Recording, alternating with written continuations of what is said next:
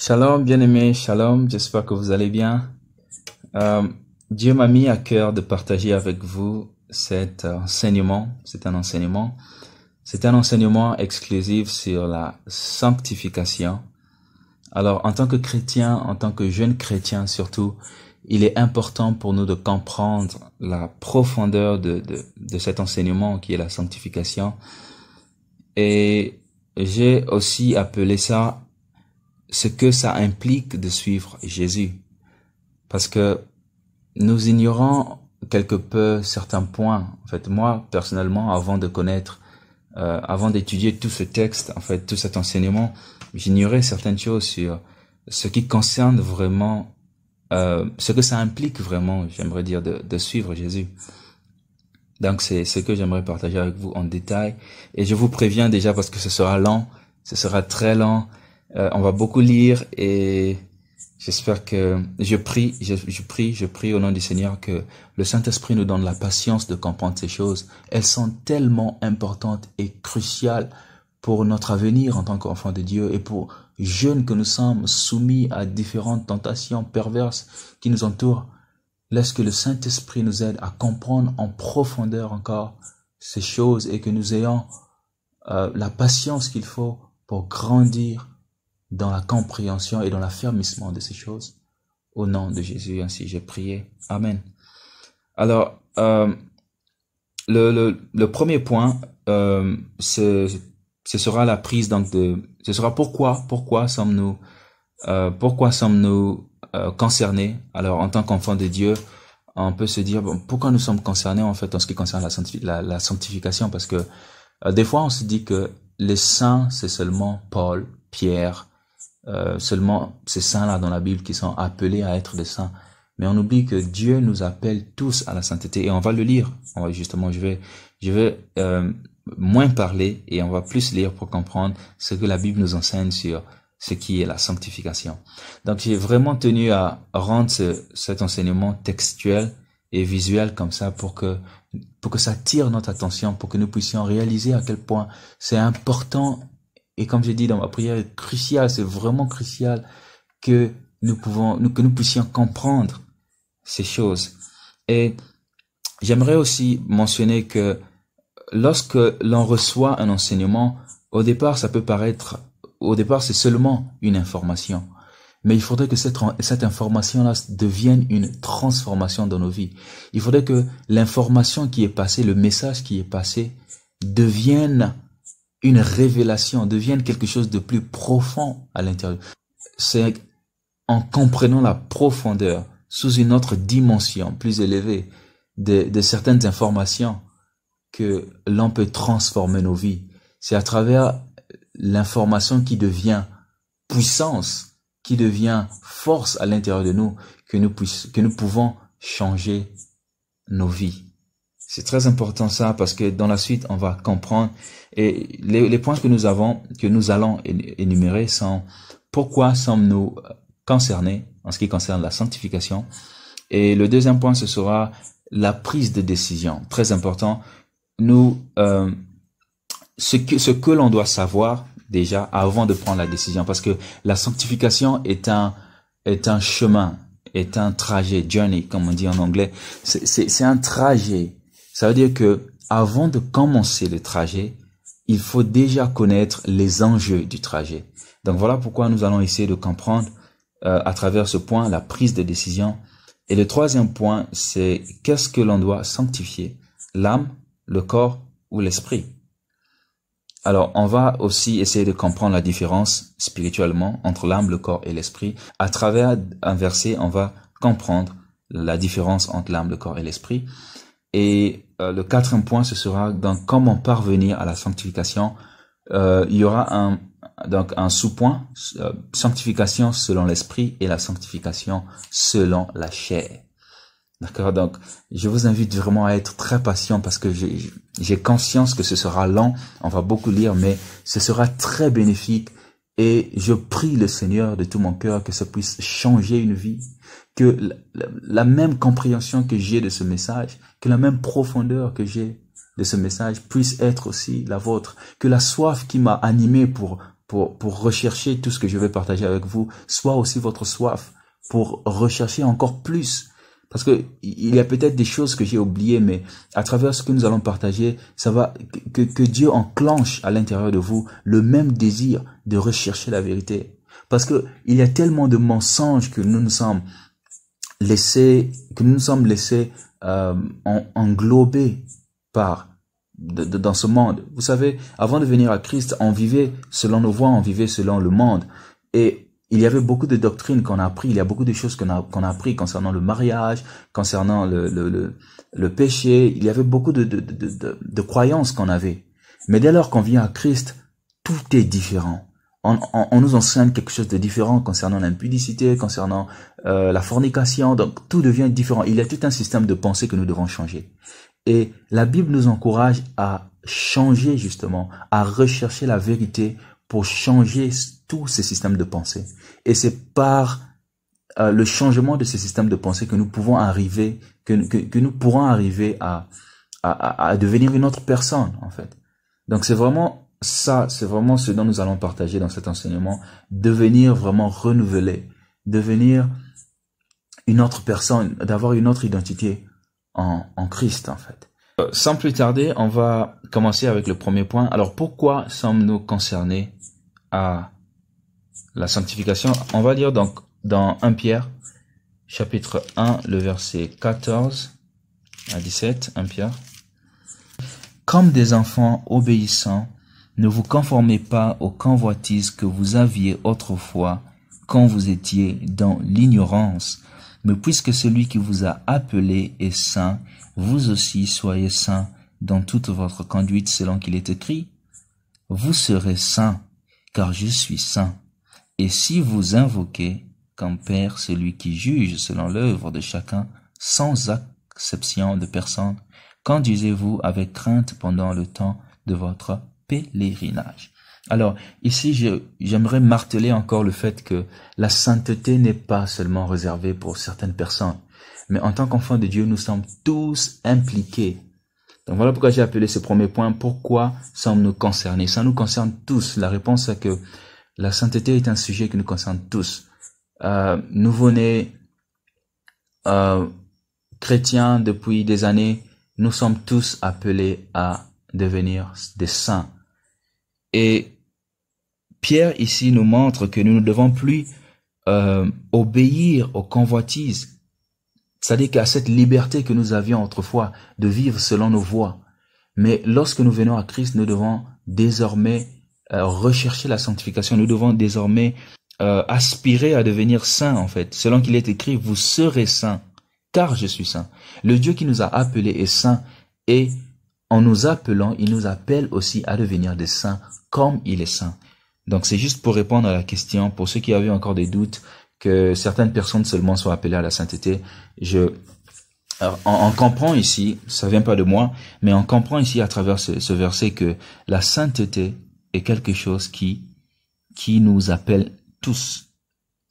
Et j'ai aussi besoin qu'on souligne le verset 17 qui dit que conduisez-vous avec crainte pendant le temps de votre pèlerinage. Alors ici, ça montre encore que nous sommes seulement en pèlerinage dans ce monde.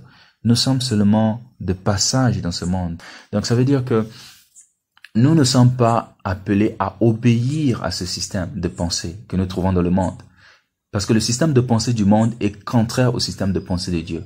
Donc lorsque nous venons à Dieu, nous devons nous adapter, rechercher la sanctification pour changer le système du monde qui était en nous, les convoitises, tout ça, et installer un nouveau système à l'intérieur de nous qui est donc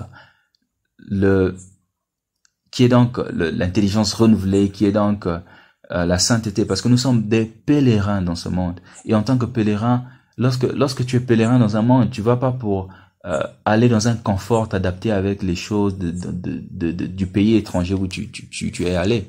Mais lorsque tu es pèlerin quelque part, tu conserves tes valeurs. C'est ça que je suis là seulement pour un moment.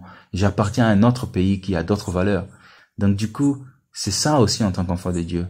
Nous devons savoir où nous allons, où nous sommes appelés à vivre et conserver ces valeurs, cultiver ces valeurs-là de ce pays qui nous attend, de ce pays qui nous est promis en fait.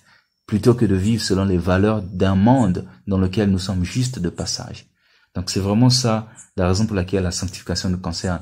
Et j'aimerais dire une parenthèse, il est important que les enfants de Dieu désinstallent, en termes informatiques, désinstallent toutes les informations qui ont été installées dans notre cerveau, toutes les informations que nous avons cultivées avant de venir à Christ, pour installer enfin un nouveau système.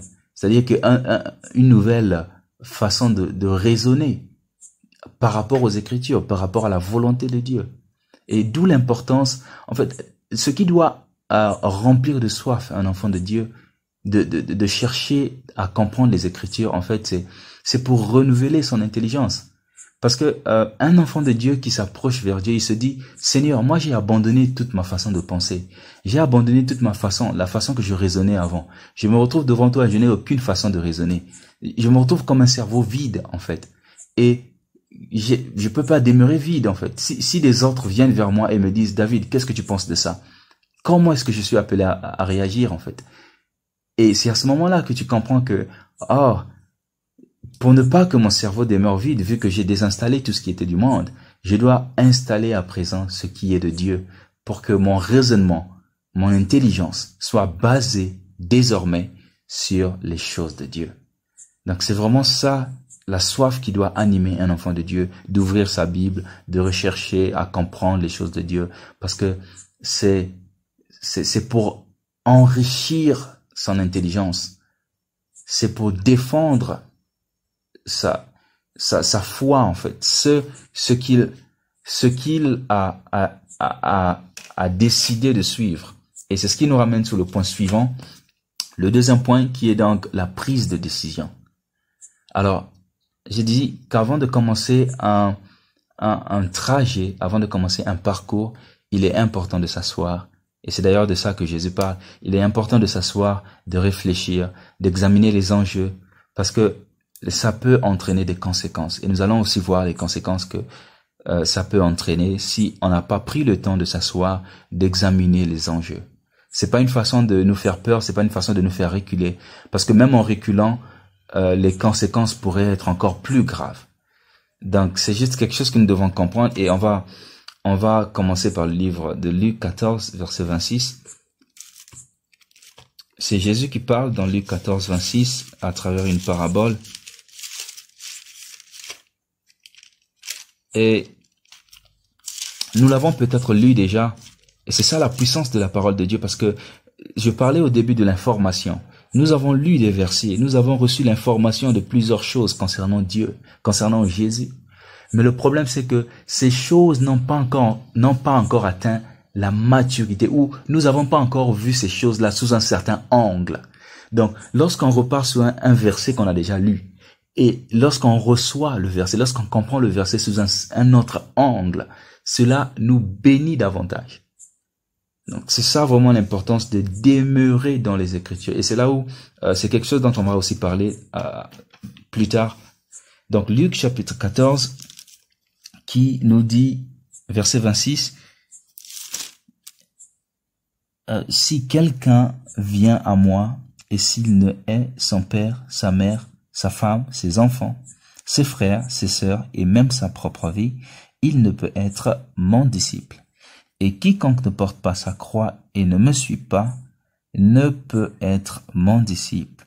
Car lequel de vous, s'il veut bâtir une tour, ne s'assied d'abord pour calculer la dépense et voir s'il a de quoi la terminer, de peur qu'après avoir posé les fondements, il ne puisse l'achever, et que tous ceux qui le verront ne se mettent à le rayer, en disant, cet homme a commencé à bâtir et il n'a pas pu achever. Donc, j'aimerais aller au verset 35 parce qu'il raconte une autre parabole similaire. Et il dit, il n'est pas bon ni pour la terre, ni pour le fumier. On le jette dehors, que celui qui a des oreilles pour entendre.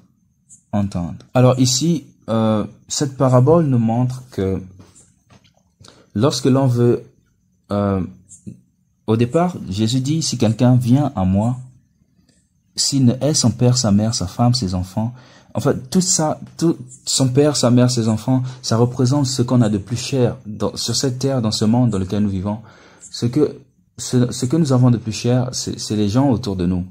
Donc, si quelqu'un ne hait ce qu'il a de plus cher pour suivre Christ et qu'il ne renonce à sa propre vie, à ses propres, à ses habitudes, à son système de vie d'avant. Donc, si quelqu'un ne hait ces choses, il ne peut être mon disciple. Et quiconque ne porte pas sa croix ne me suit, ne peut être mon disciple.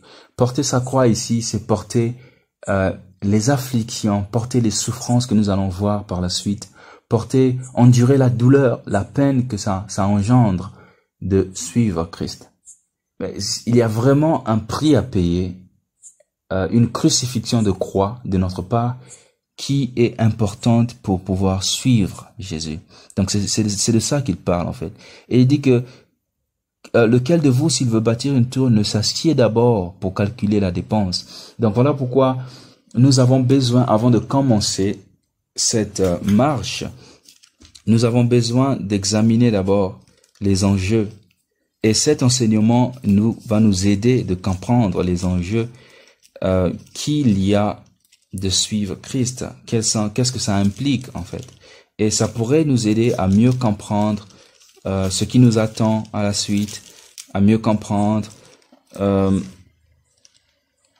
ce qu'il faut faire pour éviter certaines erreurs. Donc c'est vraiment ça le message que nous partageons en ce moment. Et à la fin, ça dit, il n'est bon ni pour la terre, ni pour le fumier. Alors, ici, avant de parler du verset 35, Jésus parle du verset 34, le sel est une bonne chose, mais si le sel perd sa saveur, avec quoi l'assaisonnera-t-on? Alors ici, il dit que le sel représente nous, en tant qu'enfants de Dieu, en tant que disciples de Christ. Si nous sommes un sel et que nous n'avons pas de saveur, si nous sommes un sel et que nous n'avons pas d'alliance avec Christ, que nous n'avons pas une vie de sanctification, une vie d'obéissance, une vie d'adorateur vrai que le Seigneur recherche, si nous ne sommes pas exemplaires de notre comportement, de notre mariage avec Dieu, avec Christ, alors là, nous ressemblons à un sel qui n'a pas de saveur. Et lorsqu'un sel perd sa saveur, il n'y a rien d'autre qu'on peut utiliser pour assaisonner ce sel-là ou pour remplacer la saveur qui a été perdue. En fait, c'est ce qu'il veut dire. Donc, lorsqu'on est chrétien et qu'on n'a pas une vie de sanctification, alors on est comme un sel, disciple de Christ, d'accord? Mais on n'a pas de saveur. Et pour revenir sur le verset 35 qui dit « Il n'est pas bon ni pour la terre, ni pour le fumier, on le jette dehors que celui qui a des oreilles pour entendre. » Alors là, ça veut dire que ces gens, ce genre de disciples, ne pourront pas entrer dans le royaume des cieux. La vérité est que lorsque nous ne sommes pas obéissants, la Bible dit que l'obéissance vaut mieux que les sacrifices. Lorsque nous ne menons pas une vie d'obéissance, de sanctification, Jésus nous dit que nous ne sommes pas bons pour le fumier. Nous ne sommes pas bons pour le royaume des cieux. Et nous sommes bons pour être jetés. Toutefois que Jésus parle de jeter, de mettre dehors, ça signifie que nous ne sommes pas qualifiés pour rentrer dans le royaume des cieux. Et là, j'aimerais aussi qu'on parle c'est un verset qui est vraiment lié à lorsque Jésus dit beaucoup diront Seigneur, Seigneur. Ceux qui disent Seigneur, Seigneur ne rentreront pas tous au royaume des cieux. Lorsqu'il dit arrière de moi, je ne vous ai jamais connu, vous qui commettez l'iniquité. Imagine-toi, tu as vécu toute ta vie en croyant que tu étais chrétien, en croyant que tu étais en bonne relation avec Dieu, parce que tu exerçais un don par exemple, ou peut-être parce que tu étais entouré d'une famille chrétienne. Mais ce jour-là, Jésus te dit, arrière de moi, je ne t'ai jamais connu. Pourquoi? Parce que dans le secret, tu pratiquais une vie d'iniquité. Parce que dans le secret, tu vivais une vie, tu n'étais pas dans la sanctification. Parce que dans ton intimité avec Dieu, il n'y avait pas de sanctification. C'est-à-dire que tu n'étais pas dans une intimité avec Dieu, parce que on est intime avec Dieu lorsqu'on mène une vie de sanctification. Une vie sans sanctification n'est pas une vie d'intimité avec Dieu. Un sincère désir d'être sanctifié produit une intimité avec Dieu. On vient de lire dans 1 Pierre, chapitre 1, que Dieu est saint. Et lorsqu'il nous appelle à lui, il nous appelle aussi à être saint comme il est saint. C'est tellement lourd, c'est tellement choquant, c'est tellement fort d'entendre ces choses, mais c'est la vérité. J'aimerais ouvrir une parenthèse, que lorsque nous voulons changer nos vies, lorsque nous voulons transformer nos vies, transformer notre système de pensée, il faut d'abord commencer par encaisser la vérité. Le plus souvent, nous évitons la vérité. Le plus souvent, lorsqu'on entend ce genre de choses, on détourne nos oreilles, on détourne notre attention. Mais c'est ça qui nous empêche justement d'atteindre un certain niveau de maturité. C'est ça qui nous empêche d'arriver à la sanctification. Parce que lorsqu'un chrétien se trouve dérangé par des paroles choquantes comme ça, qui se dit que ce n'est pas encore mon niveau, je suis pas encore là, moi je suis encore à un certain niveau avec Dieu. Et c'est ça qui nous ralentit dans notre processus. Et voilà pourquoi on se retrouve nombreux chrétiens en train de retourner dans le monde, en train de pratiquer le péché dans le secret, parce qu'on refuse d'écouter des paroles choquantes comme ça. Dieu est saint. Ce n'est pas une impossibilité. Dans la suite, on comprendra encore plus que ce n'est pas une impossibilité.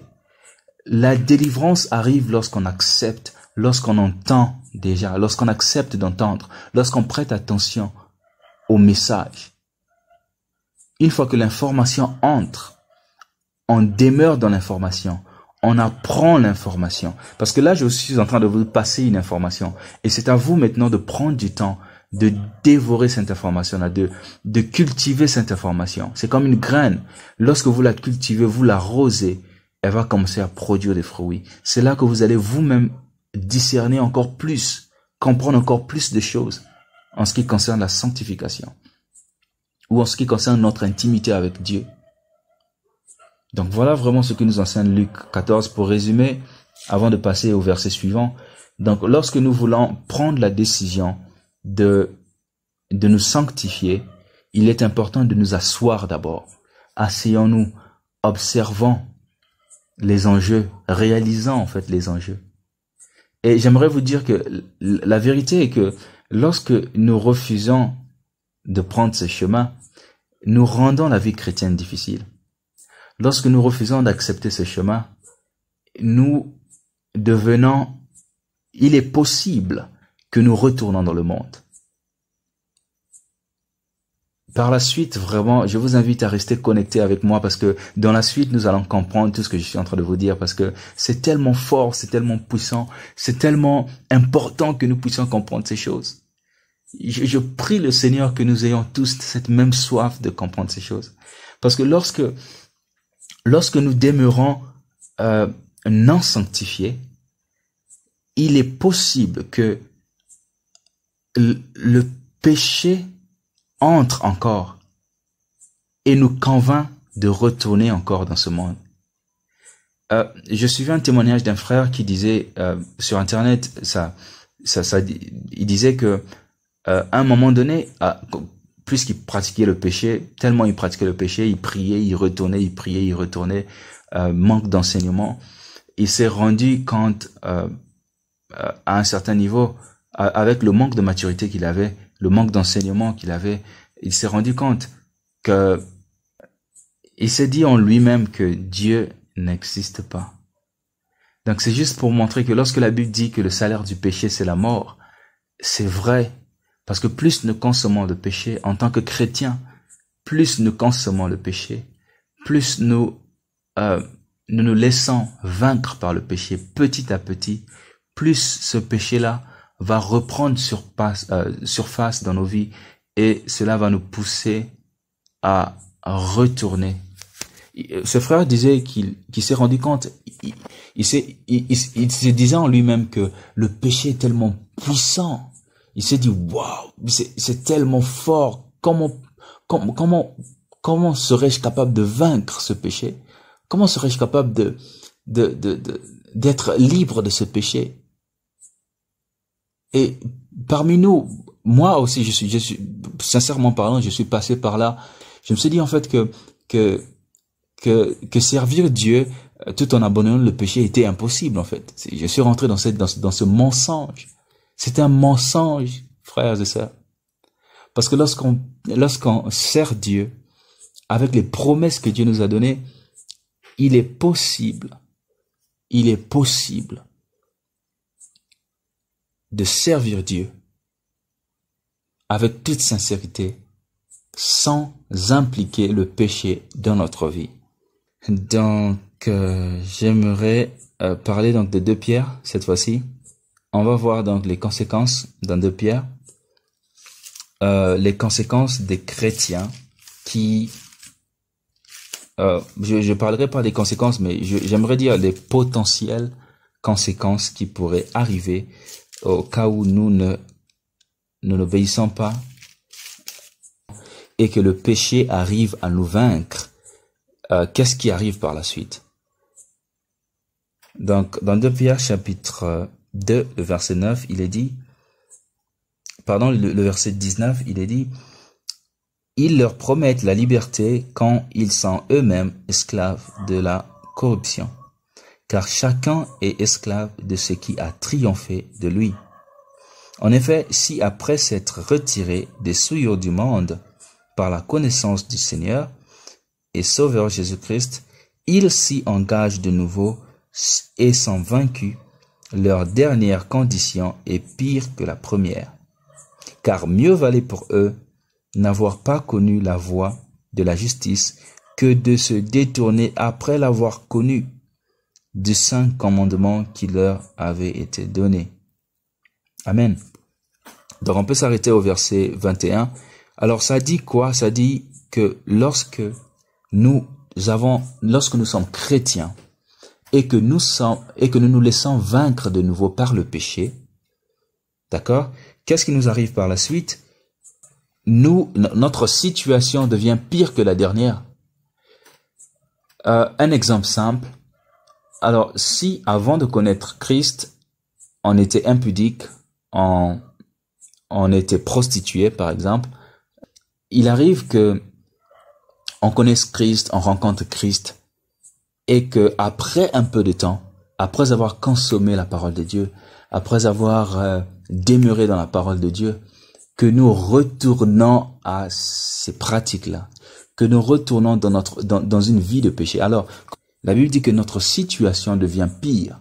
Après avoir connu certaines choses de Dieu, et tu retournes dans les choses, dans ton ancienne vie, avec la connaissance des choses de Dieu, ta situation devient pire. C'est un principe. Et même dans Matthieu, il est écrit que lorsqu'un démon sort d'un corps, il s'en va dans les lieux arides chercher 7 autres démons plus forts que lui. Donc ça veut dire que lorsqu'une personne est délivrée à travers la parole de Dieu, en recevant Christ, il est délivré de toutes sortes d'influences des esprits qu'il pouvait avoir. Et lorsqu'il retourne vers le monde, il y a 7 autres esprits qui viennent pour l'influencer. Et généralement, je l'ai vécu, frères et sœurs, ta situation devient pire. Ta façon de pratiquer le péché devient pire. C'est comme si le diable se dit, un discernement comme ça que j'ai eu, c'est comme si le diable te dit, tu as perdu du temps en étant là-bas du côté de la lumière. Maintenant que tu es retourné, il faut rattraper ce gap. En fait, c'est exactement ça. Et d'où l'importance de comprendre l'enjeu. Comprenons l'enjeu avant. Jusqu'à là, on n'est pas encore rentré dans le sujet de la sanctification. Mais je nous invite à comprendre l'enjeu de se baigner dans la sanctification, les bienfaits. On va voir les bienfaits de se baigner dans la sanctification, de choisir la sanctification plutôt que autre chose, plutôt que autre croyance que nous pouvons avoir. Croyons et acceptons que la sanctification est importante est obligatoire pour un chrétien de subsister dans la vie chrétienne. D'accord, donc je pense qu'on peut passer au point suivant qui est donc qu'est-ce que l'on doit sanctifier. Donc ici, j'aimerais ouvrir une parenthèse et vous confesser en fait que la soif de comprendre ces choses m'est venue en fait lorsque j'ai commencé à désirer vivre pleinement ma vie en Christ en fait. Je me suis rendu compte que j'étais confronté à certains challenges que je n'arrivais pas à vivre pleinement ma vie en Christ en fait. Je me suis dit, qu'est-ce qui se passe? Pourtant, je prie, pourtant j'ai donné ma vie à Christ. Et j'ai même ce désir de pouvoir l'honorer. J'ai le désir de pouvoir servir Dieu. Mais qu'est-ce qui se passe? Parce que avant, déjà des années plus tôt, dans ma vie, lorsque j'avais donné ma vie à Christ, j'avais cette envie de servir Dieu. J'avais ce désir. Mais seulement par manque de connaissances, par manque d'enseignement, il était difficile pour moi de tenir ferme en fait, de tenir ferme dans ma marche avec Dieu, et cela m'a poussé à retourner dans les œuvres mortes. Cela m'a poussé à retourner à ma vie d'avant en fait, à une vie voilà, de péché. Donc en fait, en revenant vers Christ, je me suis dit, je veux plus commettre les mêmes erreurs en fait. Je veux être différent. Maintenant que je comprends même plus qu'avant, je veux demeurer en fait. Donc il y a ce désir là à l'intérieur de mon cœur. Et je parle de ça en fait pour vous faire le lien entre la prise de décision et le désir qu'il y a dans le cœur. Ce message va beaucoup impacter ceux qui ont déjà ce désir dans leur cœur, ceux qui ont cette soif déjà de vouloir servir Dieu, ceux qui comprennent l'enjeu que les enjeux que je viens d'expliquer et qui comprennent encore d'autres enjeux, parce qu'il y a plusieurs enjeux.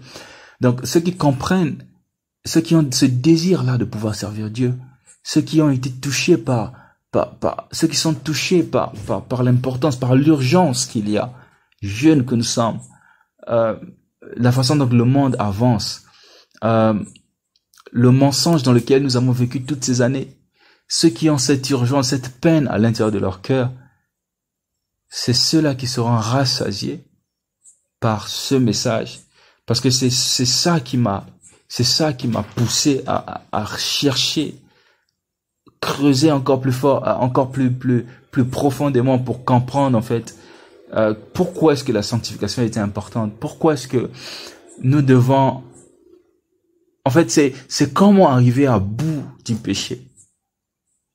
C'est ça en fait, c'est ça ma soif en fait, c'est ça mon combat en fait. Parce que le péché pour moi devient un ennemi. Le péché m'empêche de vivre, le péché empêche mon homme intérieur de vivre librement la vie en Christ. Donc en fait, la soif qu'il y a, la rage qu'il y a à l'intérieur de moi, c'est comment vaincre définitivement ce péché-là. Ce péché qui pourrait, comme je l'ai dit, me faire retourner dans ma vie d'avant. Si je commence à le cultiver, si je commence à le laisser prendre place dans ma vie, il peut me retirer, il peut me faire retourner encore dans le monde d'avant. Donc c'est ça en fait ma lutte. C'est ça en fait ce message. C'est pour cette raison que j'ai fait toutes ces recherches en fait. C'est pour cette raison que j'ai prié que Dieu me fasse comprendre encore plus en profondeur. Pourquoi, comment arriver à bout du péché, pour être enfin libre et pleinement vivre notre vie en Christ. Parce que c'est ça notre objectif. Vous savez, lorsqu'on voit des pasteurs tomber, lorsqu'on voit des frères en Christ, des sœurs en Christ tomber, ce n'est pas leur désir de tomber. Ce n'est pas volontaire de tomber. Lorsque certains de nous pratiquent certains actes, certains péchés qui n'honorent pas Dieu, ce n'est pas dans notre volonté. Au fond de nous, où notre âme intérieure, notre esprit soupire à la vérité, soupire à vivre, à honorer Dieu, à adorer Dieu véritablement. Mais seulement le corps dans lequel nous sommes nous empêche. Seulement les convoitises à l'intérieur de nous nous empêchent de réellement vivre, honorer Dieu en fait, de réellement être comme Dieu, adorer Dieu en esprit et en vérité. Donc c'est ça en fait, c'est ça qui m'a poussé en fait pour pour faire tout ça, pour comprendre tout ce que nous sommes en train de partager. Et j'aimerais aussi que vous soyez connectés à la même soif. Et heureux soyez-vous si vous avez déjà cette soif-là si vous vous demandez déjà comment je veux vaincre ce péché qui m'empêche d'atteindre notre dimension spirituelle. Comment je veux vaincre ce péché qui m'empêche de me rapprocher de Dieu. Parce que la Bible dit, rapprochez-vous de Dieu, approchez-vous de Dieu et il s'approchera de vous. Nettoyez vos mains pécheurs, purifiez vos cœurs isolés. Et c'est comme il est dit aussi que la main de l'Éternel n'est pas trop courte pour nous toucher, ni son oreille dure pour nous entendre, mais ce sont nos péchés. Donc en fait, moi, c'est ça qui frappe mon cœur en fait. C'est de savoir que je vais vers un Dieu, mais il y a le péché entre nous qui m'empêche d'accéder vers lui, parce que lui, il est saint. Lui, il est là, il ne bouge pas, il m'attend. C'est d'ailleurs lui qui m'a appelé. Imaginez une scène où un père appelle son fils, mais ce fils-là veut venir vers son père. C'est son père qui l'appelle. Son père est assis confortablement sur un fauteuil et le fils est là dehors en train de jouer. Et il veut venir vers son père, mais il y a quelque chose qui le retient. Il y a quelque chose qui l'empêche à s'approcher. Il a répondu à l'appel. D'accord? Donc, un père appelle son fils et son fils répond, papa, mais seulement il n'arrive pas à s'approcher parce que son père est rempli de sainteté. Donc, pour que ce fils-là s'approche encore plus de Dieu, il faut qu'il soit saint. Et c'est ça que nous partageons en ce moment. Il faut que nous soyons saints pour nous rapprocher encore plus de Dieu. C'est à travers cette sainteté que nous pouvons nous rapprocher. Mais qu'est-ce qui nous empêche d'accéder à cette sainteté dont nous parlons? C'est le péché. Et ensemble, j'aimerais nous inviter à comprendre comment vaincre ce péché-là. Si je pouvais donner un autre thème à ce partage, je dirais comment vaincre le péché. Alors, continuons avec le point suivant, qui est donc, qu'est-ce que l'on doit sanctifier? L'âme, le corps ou l'esprit? Alors, ce que l'on doit sanctifier se trouve dans 1 Thessaloniciens, le chapitre 5, verset 23. La réponse donc se trouve dans ce verset. 1 chapitre 5, le verset 23 nous dit « Que le Dieu de paix vous sanctifie lui-même, tout entier, et que tout votre être, l'esprit, l'âme et le corps soient conservés, irrépréhensibles. » Je lis encore que le Dieu de paix vous sanctifie lui-même, tout entier, et que tout votre être, l'esprit, l'âme et le corps soient conservés irrépréhensibles, irréprochables, lors de l'avènement de notre Seigneur Jésus. Celui qui vous a appelé est fidèle et c'est lui qui le fera. Amen. Alors là, nous avons la réponse que nous n'avons pas besoin de sanctifier seulement l'âme. Nous n'avons pas besoin de sanctifier seulement le corps ou l'esprit, mais les trois à la fois. La Bible dit que l'esprit, l'âme et le corps soient conservés, soient gardés, irrépréhensibles ou irréprochables. C'est ça qui garantit notre salut en Christ. Lorsque Christ sera de retour, lorsqu'il dit que « Arrière de moi, je ne vous ai jamais connu, vous qui commettez de l'iniquité », ça veut dire qu'il y aura des gens qui étaient chrétiens, mais parce qu'ils demeuraient dans l'iniquité. D'accord? Je vais vous expliquer la différence entre tomber et pratiquer le péché. Donc, si tu demeures dans l'iniquité étant chrétien, alors là, qu'est-ce qui se passe? Si tu tombes,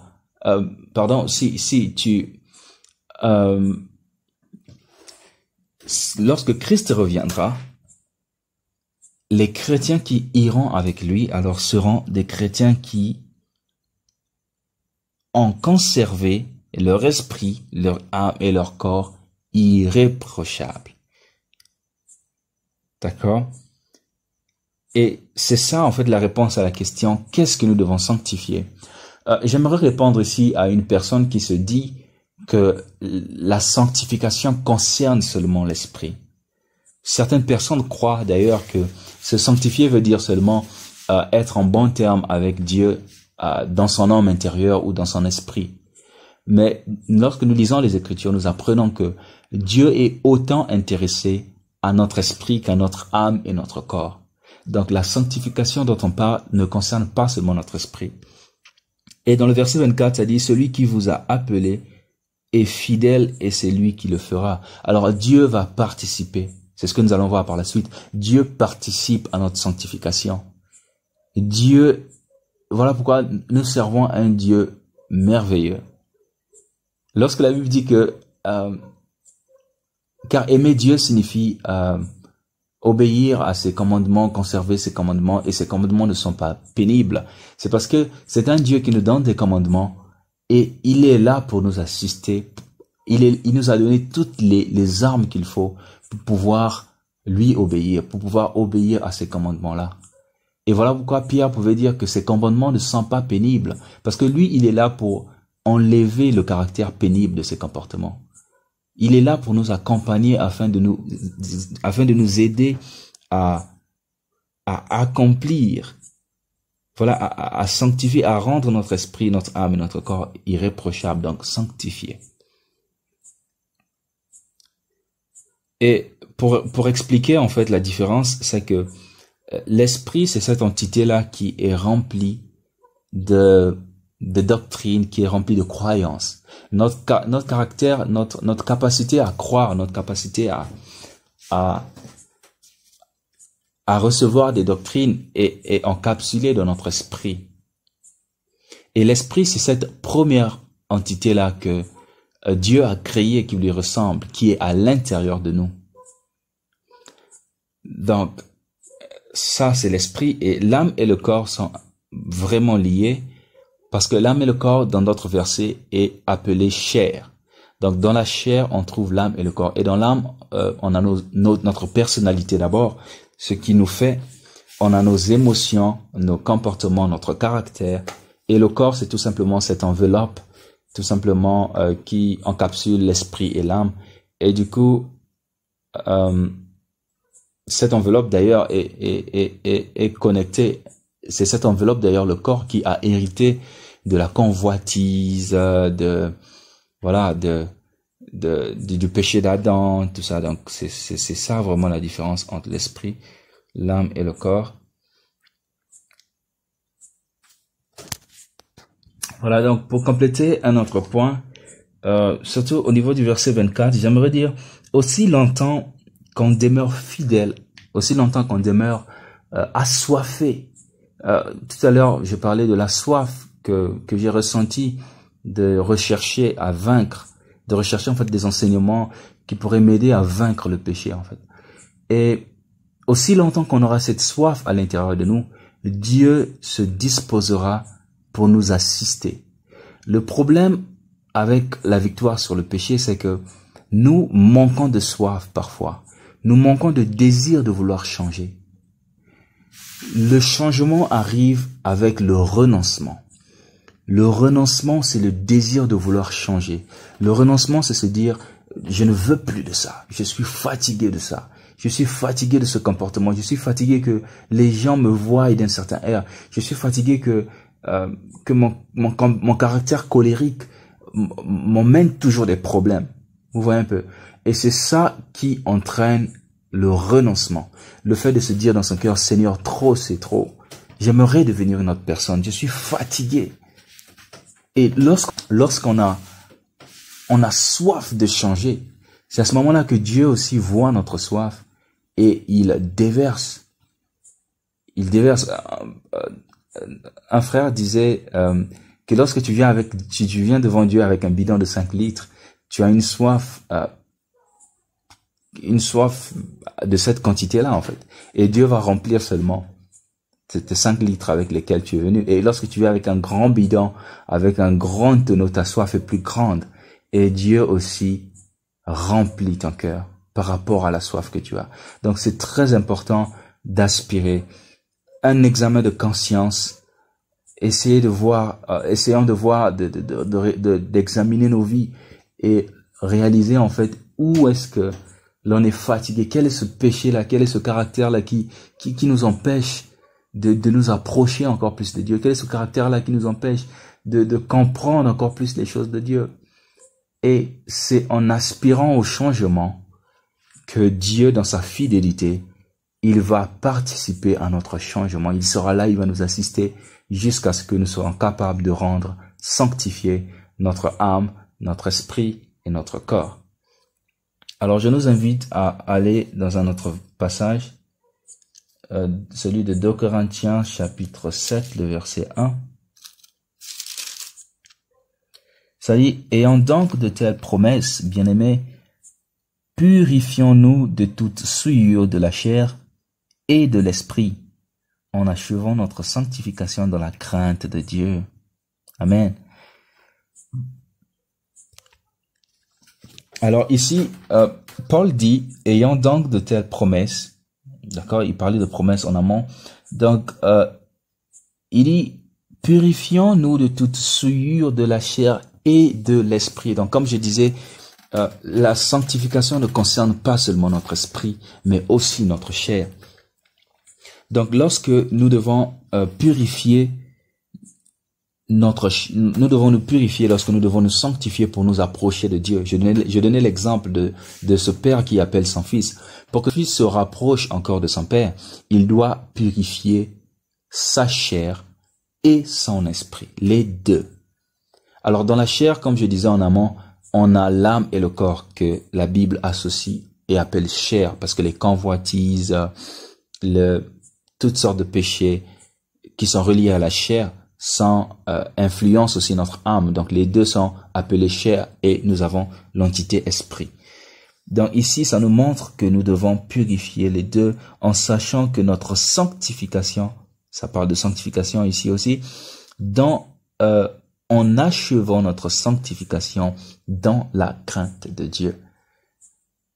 Ce qui signifie que lorsque nous entamons le processus de la sanctification, il est possible de l'achever. Il est possible de vivre une vie de sanctification. Il est possible d'être vu à l'égard de Dieu comme étant saint. Et même dans la Bible, il y a, dans les lettres des apôtres, il disait, il parlait souvent de saints, saluer les saints. Vous voyez, donc, il mentionnait souvent les saints, en fait. Donc, il y a des gens qui avaient achevé leur sainteté. Oui, aujourd'hui, ça existe des gens qui vivent dans la sainteté, dans la sanctification. Ce n'est pas un mythe, ce n'est pas une incapacité, ce n'est pas une possibilité. Comme je disais au début, le plus important, la première des choses, c'est que nous puissions réaliser ces choses. Nous puissions avoir l'information que oui, tout chrétien est appelé à la sanctification et à la sainteté. Mais après cela, ou devrais-je dire, seulement il y a des choses que nous devons respecter, il y a des choses que nous devons connaître pour en arriver là. Ici, dans ce verset, nous voyons que Paul parle d'achever la sanctification. Il y a des choses que nous devons connaître par la grâce de Dieu, par le Saint-Esprit. Nous allons comprendre à travers d'autres passages que en empruntant un certain chemin, en traitant d'une certaine façon notre chair, nous pouvons achever notre sanctification. Et c'est là ma prière pour nous tous. Moi en premier, et vous qui avez pris la peine d'écouter ce message, c'est que Dieu travaille en nous, que Dieu nous donne la capacité de recevoir ce message, de comprendre davantage ce message et d'arriver, d'achever notre sanctification. Parce que ce Dieu-là qui nous appelle, il nous appelle à la sanctification. Dieu nous appelle à être saints comme lui, comme nous l'avons lu déjà. Donc il est très important que nous considérons ces choses. Ça peut paraître, comme je disais, choquant, mais c'est important. Et prenons le temps de digérer ça, parce que il peut arriver que tu manges une nourriture, mais tu n'as pas l'habitude de manger cette nourriture-là. Donc, ça va paraître choquant pour toi lorsque tu manges. Mais plus tu prends le temps de digérer cette nourriture, plus tu prends le temps de considérer chaque bouchée, alors là, chaque bouffée, alors là, ça devient plus facile à digérer. Et d'où l'importance de demeurer dans la parole de Dieu. On pourra parler aussi de ça. Alors, on peut donc lire dans le livre de 1 Corinthiens chapitre 6, le verset 20, qui nous dit « Car vous avez été rachetés à un grand prix, glorifiez donc Dieu dans votre corps et dans votre esprit, qui appartiennent à Dieu. » Alors là, on voit que nous devons donc glorifier Dieu, pas seulement dans notre esprit, mais aussi dans notre corps. C'est dit dans notre corps aussi, pas seulement dans notre esprit. Alors, notre corps aussi doit participer à notre adoration. Lorsque Dieu dit qu'il cherche de vrais adorateurs qui l'adoreront en esprit et en vérité, ce n'est pas seulement l'adoration de l'esprit. Ce n'est pas seulement l'adoration à travers les cantiques que nous chantons ou à travers ce moment d'adoration que nous avons souvent quotidiennement avec lui. C'est important, bien-aimé. Mais l'adoration véritable que Dieu cherche, ça va au-delà de ça. Ça arrive au niveau de la sanctification, au niveau de l'obéissance. Dieu recherche des gens qui vont se soumettre à lui, qui vont se sanctifier pour se rapprocher de lui dans leur corps et aussi dans leur esprit. Et d'où la Bible dit qui appartiennent à Dieu. Alors lorsque nous venons à Christ, nous avons été payés, Paul le dit dans Corinthiens toujours, Corinthiens ou Romains, je pense, donc, nous avons été achetés à un prix. Le prix de la croix nous achète. Ça va plus loin, ça dit que nous étions esclaves de la justice, esclaves dans le monde, mais lorsque nous venons à Christ, nous devenons esclaves de la justice de Dieu. Donc, là, nous comprenons que nous ne sommes pas, nos corps ne nous appartiennent pas. En fait, pour résumer, lorsque Paul dit que nos corps ne nous appartiennent pas, en fait, il veut dire que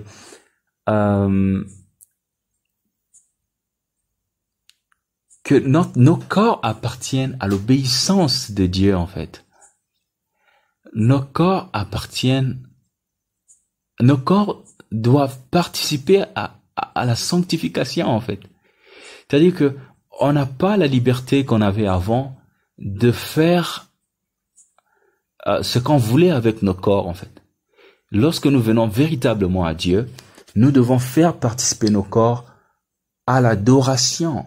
Donc si on retrouve cela aussi dans Romains chapitre 12 qui dit: je vous exhorte donc, frères, par les compassions de Dieu, à offrir vos corps comme un sacrifice vivant, saint, agréable à Dieu, ce qui sera de votre part un culte raisonnable.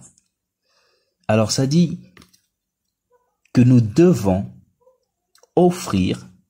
Quand on offre quelque chose, ce n'est pas sous la pression de qui que ce soit. Hein.